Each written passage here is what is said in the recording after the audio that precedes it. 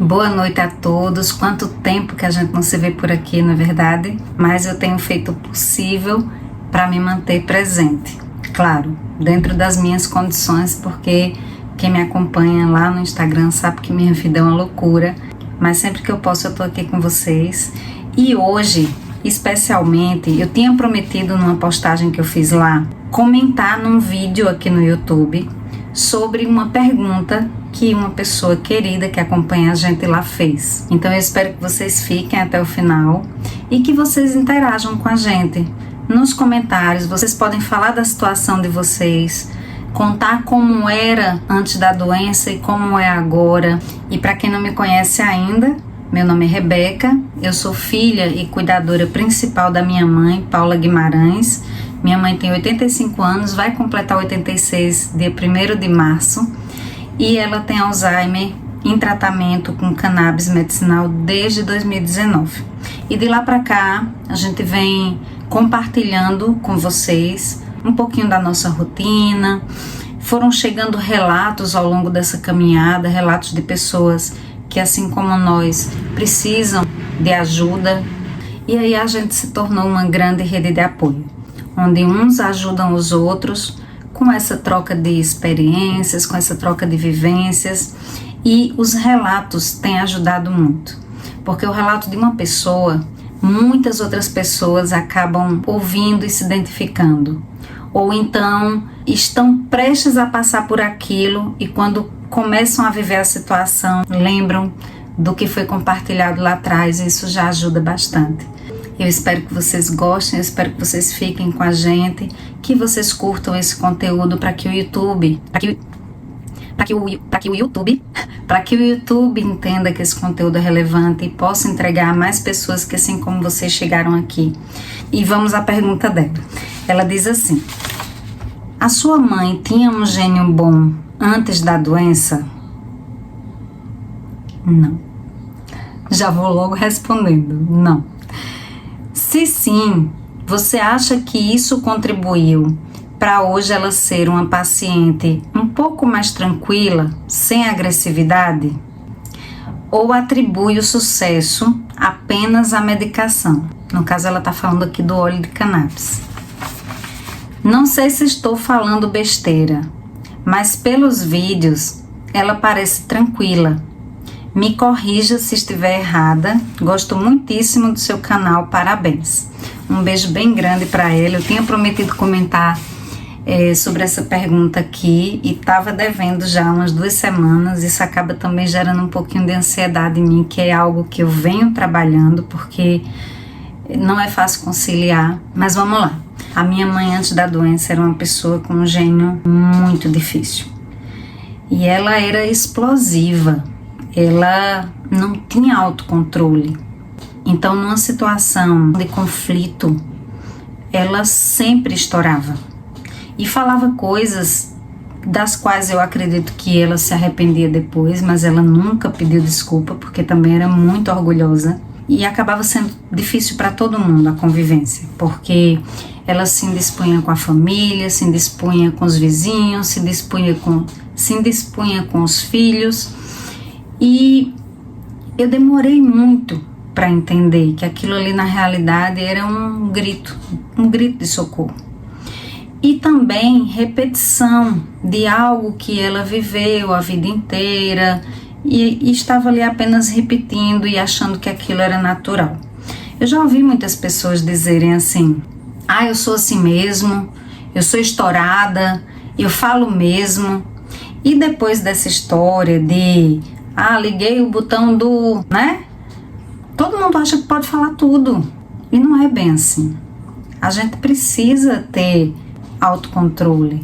A gente precisa ponderar, a gente precisa respirar. A gente precisa fazer o que aquela menininha lá do vídeo que eu postei no Instagram esses dias, ensinando a mãe a respirar. A gente precisa aprender a fazer isso. Porque na hora que a gente para, na hora que a gente respira, a gente consegue voltar para um lugar de autocontrole que vai evitar um monte de coisas que podem ser evitadas sim, mas aí depende muito da gente. Só que minha mãe não teve essa consciência, minha mãe não teve a oportunidade. São momentos diferentes da vida. A minha mãe foi criada de uma forma, não tinha diálogo, né, de sentar, de conversar, de tentar ali ensinar um caminho diferente. Mas a gente tem essa oportunidade agora. Então, a gente não precisa repetir o mesmo padrão, a gente não precisa seguir no mesmo caminho. Mas vamos ao que ela objetivamente perguntou. Se a minha mãe era calma, era tranquila, se a minha mãe tinha um gênio forte antes da doença. Minha mãe tinha um gênio muito forte antes da doença. Inclusive, eu acabei me envolvendo em várias situações difíceis por causa do temperamento dela. Eu vou contar um para vocês, se der tempo, no finalzinho, tá bom? Aí ela continua aqui. Se sim, você acha que isso contribuiu para hoje ela ser uma paciente um pouco mais tranquila? Não. Inclusive, é uma das coisas que eu costumo dizer que eu não sei se foi o Alzheimer que trouxe essa tranquilidade dela, ou se foi o tratamento de fato e a forma como a gente aprendeu a lidar com ela. Porque antigamente, quando eu não entendia, eu batia de frente. Eu entrava em conflito com ela e isso só tornava a relação da gente mais difícil. Hoje, com todo o entendimento que eu tenho sobre a doença e sobre o comportamento humano, porque eu venho estudando sobre isso, eu quero entender por que a gente age como a gente age, o que a gente pode fazer para ser melhor, ser a nossa melhor versão. E aí, eu acho que tudo isso junto, somado ao tratamento medicamentoso, tem surtido esse efeito de vocês acompanharem uma pessoa tranquila, na maior parte do tempo responsiva. Ela hoje faz tudo que a gente pede, claro, dentro das condições e das limitações dela. Eu acho que medicamento sozinho não faz nada por ninguém, de verdade. E isso não só a cannabis, por ser um medicamento mais natural, qualquer medicamento. Se você vai ao médico e começa a tomar um medicamento para dormir e não vai ali tentar tratar o motivo daquela insônia, né, uma possível ansiedade, alguma coisa que está sendo gatilho para insônia, você vai passar a vida inteira tomando remédio. E vai passar a vida inteira se sentindo mal, porque tem as reações adversas dos medicamentos. E aí ela finaliza, né? Não sei se estou falando besteira, mas pelos vídeos ela parece tranquila. Sim, hoje ela é uma pessoa tranquila, graças a Deus. Quando a gente fala no lado bom das coisas, mesmo quando as coisas parecem ser tão ruins como é o aparecimento de uma doença como essa, é isso. Minha mãe hoje é uma pessoa tranquila, é uma pessoa carinhosa. Minha mãe nunca foi carinhosa na vida. É uma pessoa risonha, ela era séria, carrancuda, parecia que era um pecado sorrir.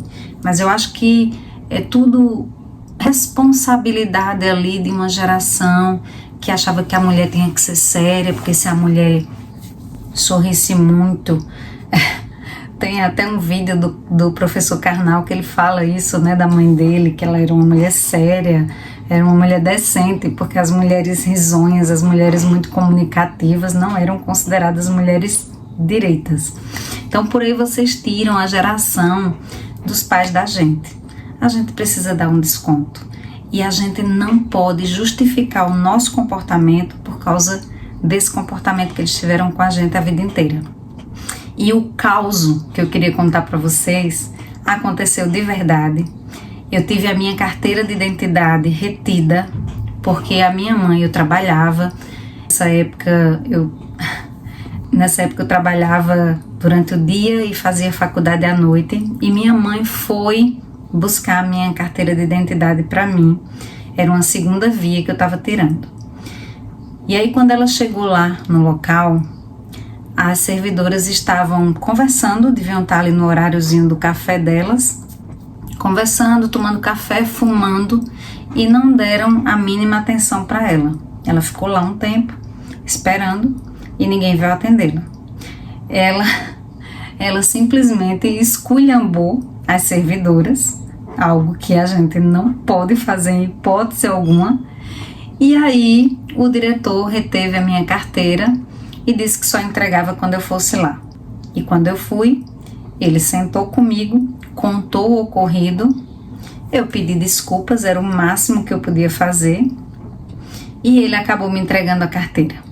Mas assim, foram muitas situações, na minha infância, na minha adolescência, na época da adolescência do meu irmão. Eu lembro que eu era criança, eu presenciei muitas situações constrangedoras, mas passou como tudo na vida passa. E o importante é a gente não ficar, sabe, guardando isso, acumulando isso, porque isso depois vira doença. E doenças que não vale a pena a gente ter por conta de coisas que ficaram guardadas, de mágoas que a gente carrega a vida inteira. Então a gente tem que olhar para tudo isso e dizer: isso eu não quero para mim. Isso eu não quero para mim. E o que eu preciso fazer para não me tornar essa pessoa? Eu preciso fazer diferente.